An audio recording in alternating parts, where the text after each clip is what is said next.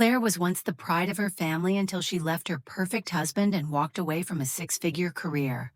No one told her to apologize, but no one expected that this same woman would quietly become a lifeline for thousands of mothers on the verge of giving up. And then at a national summit on gender equality, as the cameras switched on, an entire country was forced to see her differently. Because Claire didn't fail, she led. Why was a woman who left her marriage and quit her career invited to speak at a national event about equality and entrepreneurship? Claire used to be the pride of her family until she left her perfect husband and turned down a six-figure job. No one told her to apologize, but no one imagined that same woman would quietly become a lifeline for thousands of mothers who once considered giving up. Then one day at a national summit on gender equality, as the lights came on and the cameras rolled, the entire country saw her differently. Because Claire didn't fail, she led the way. After 3 years of marriage, Claire slowly disappeared from her own life. It started with gentle suggestions, then turned into quiet control: what she wore, who she saw, even the time she was allowed to spend alone. Friends drifted away. Her mother said things will work themselves out.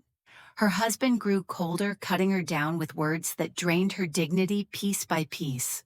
Claire filed for divorce, not because of one major event, but because she knew if she didn't leave, she would disappear completely.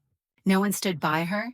They said she betrayed a good man, that everyone has rough patches, that she was just too sensitive. She was forced to leave the home, the one she helped build dollar by dollar. She carried her newborn, moved into a tiny old room where wind seeped through the cracks in the walls. No support, no help, just her hands, a baby, and a fragile hope that she had done the right thing. Claire didn't know where she was going, but for the first time in years, she knew she wasn't going back. Her in-laws called her the kind of woman who doesn't know how to hold a family together.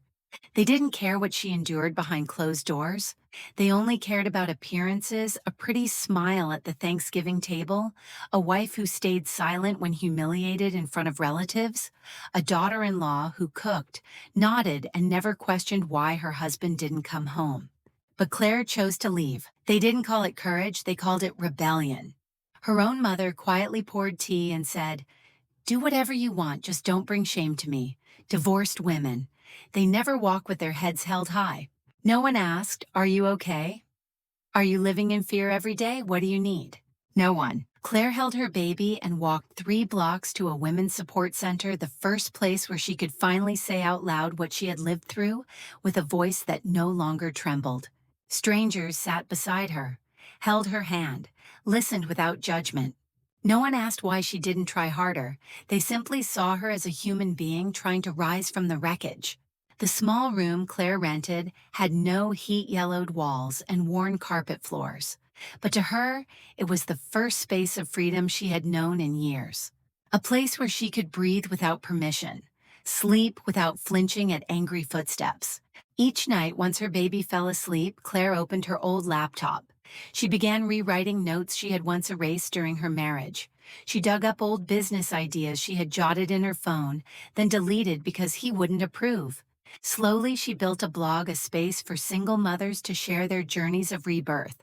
Not polished, not strong all the time, just real. With every post shared, Claire walked further and further away from the image of the perfect wife people had tried to trap her in. She no longer kept count of who had turned their backs on her, because she was too busy paving a road for women like her to walk on for the first time without bowing their heads. At her distant relative's baby's first birthday party, Claire sat at the far end of the table where the warm chandelier light barely reached the edge of her coat. One arm held her baby close, the other a glass of water. The child slept peacefully on her shoulder, breathing steadily, lost in a dream, untouched by the world's judgment. Laughter echoed from the other end of the table, where castle-shaped cakes and pastel balloons filled the air with celebration. Someone shared news of a proposal, others gushed over a newly bought wedding dress. No one noticed Claire. She didn't expect them to. But then her name surfaced in the conversation without anyone daring to look her way. And suddenly the whole room felt colder. Girls these days, too strong for their own good. If she had just been a little more patient, He was a decent man. She chose to leave. The words weren't shouted, they were whispered, but they pricked like needles on skin still healing. Claire looked down at her water. The murmurs rang in her ears like wind clawing at window panes. She didn't cry. She didn't storm out. She just gently stroked her daughter's hair and whispered something soft enough to make the baby smile in her sleep. An older woman, a distant relative, approached. She placed a hand on the back of Claire's chair as if to comfort her. "Sweetheart, no matter what, we're still women. Leaving your husband, whatever the reason, you should have kept it quieter. Every mother makes mistakes. Just don't be a bad example for the little ones." Claire looked up. Her eyes held no fire, only a cold, still calm. "Thank you, ma'am." She said nothing else, because sometimes what people fear most is not your anger, but your peace. The kind of peace that belongs to someone who's already walked through the storm. As everyone crowded to pose for photos near the birthday cake, Claire slipped toward the door, wrapped her scarf around her child, and stepped out onto the porch. The wind was sharp on her face, but she could finally breathe. A young woman, early 20s, hurried after her, still holding a soda. "Claire." Claire turned. I know your story. I've been following your blog for months. Because of you, I finally filed for divorce. I'm still scared, but I don't want my child growing up watching their mom be screamed at every day." Claire looked at her, young, shaking but real. She placed a hand on the girl's shoulder. She didn't say, "It'll all be okay," because she knew it might not be not right away. But she smiled, and in that smile was something unspoken. "You'll be okay.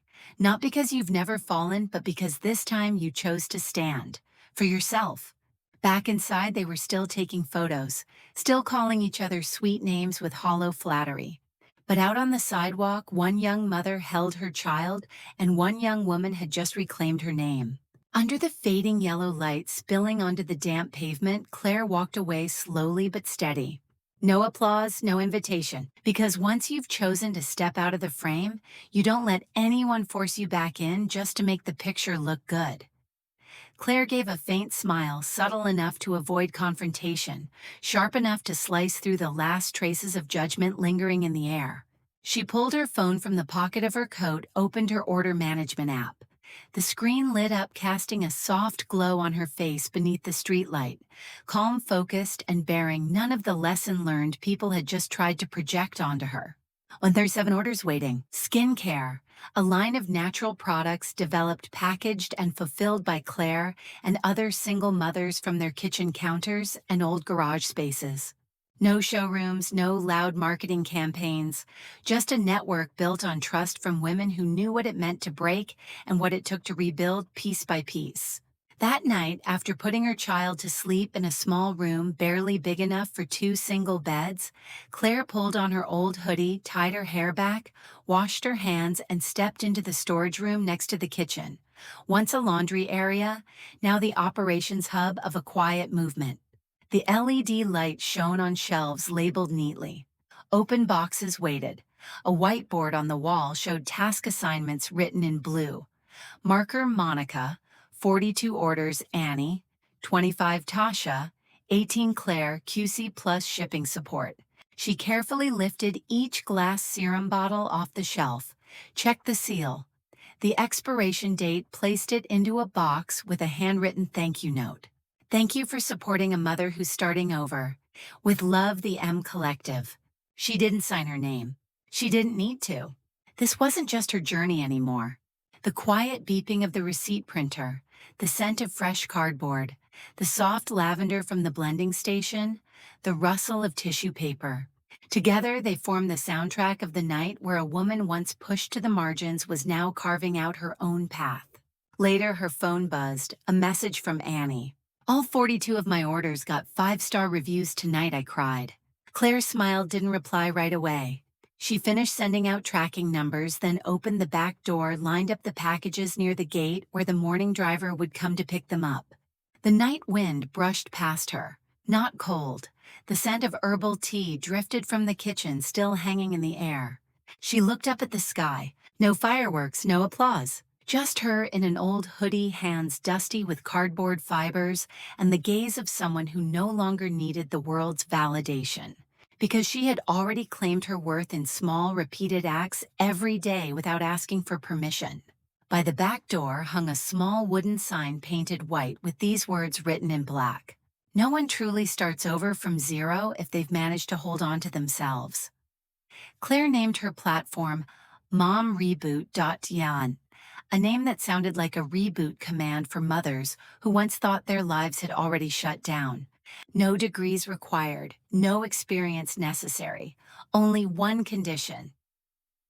You had to be a mother and you had to have been brought to your knees. What she built wasn't just another skills course, it was a living ecosystem, a place where single mothers could learn to live stream, create digital content, take product photos on their phones, manage microfinances, and slowly heal from divorce grief or postpartum depression. Claire didn't stand at the front of the room. She sat among them listening, speaking, crying with them. In its first year, Mom Reboot helped over 7,000 women generate stable income using nothing but an old phone and spotty Wi-Fi. They didn't have to leave home, didn't have to leave their kids, didn't need anyone's permission. By year 2, the community had grown beyond 40,000 members. Claire never called them users.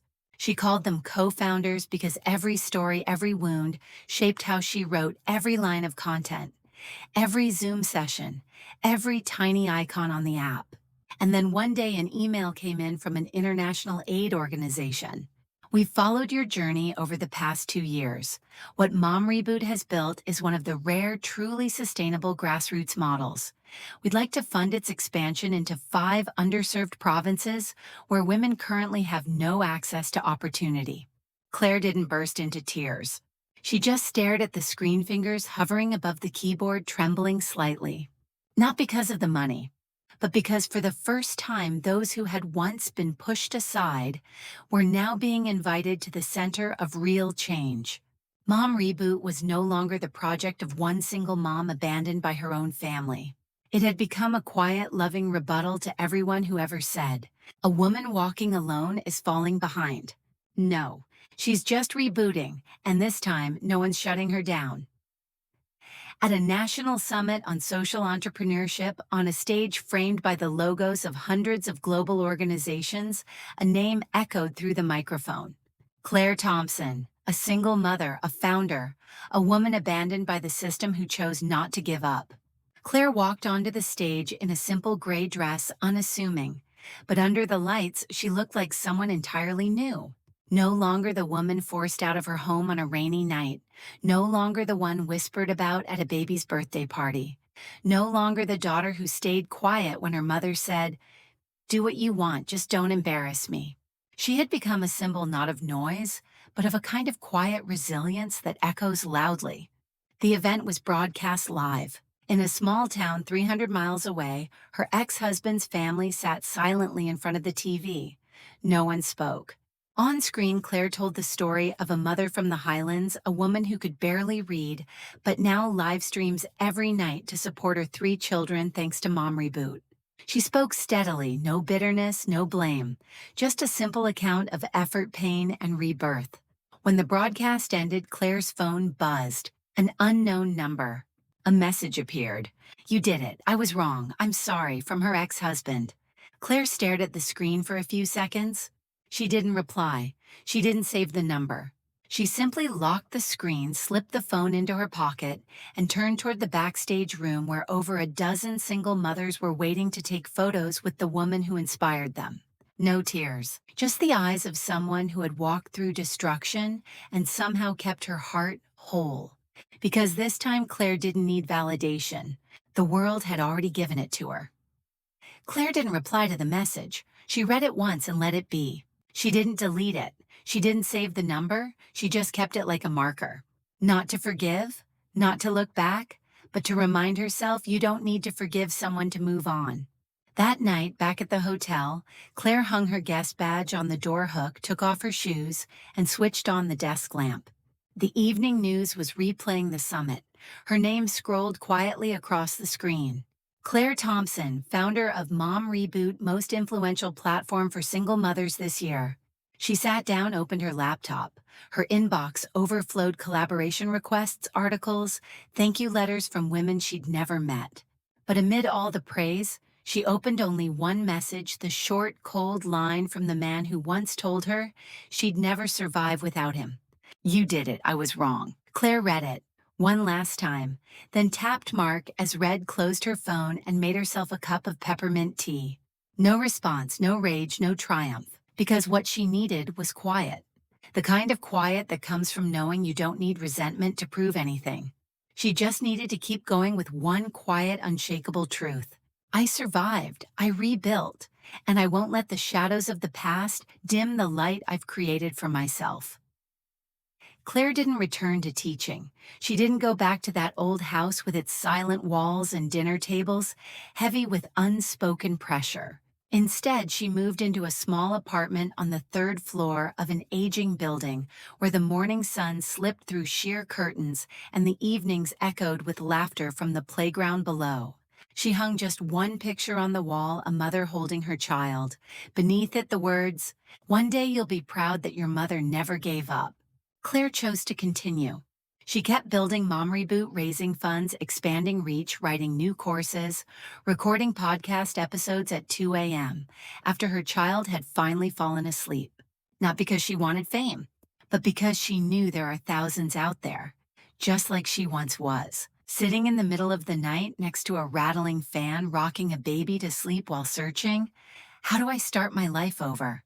She didn't want them searching alone. She wanted that when they typed into the search bar. What do I do when I've been left behind?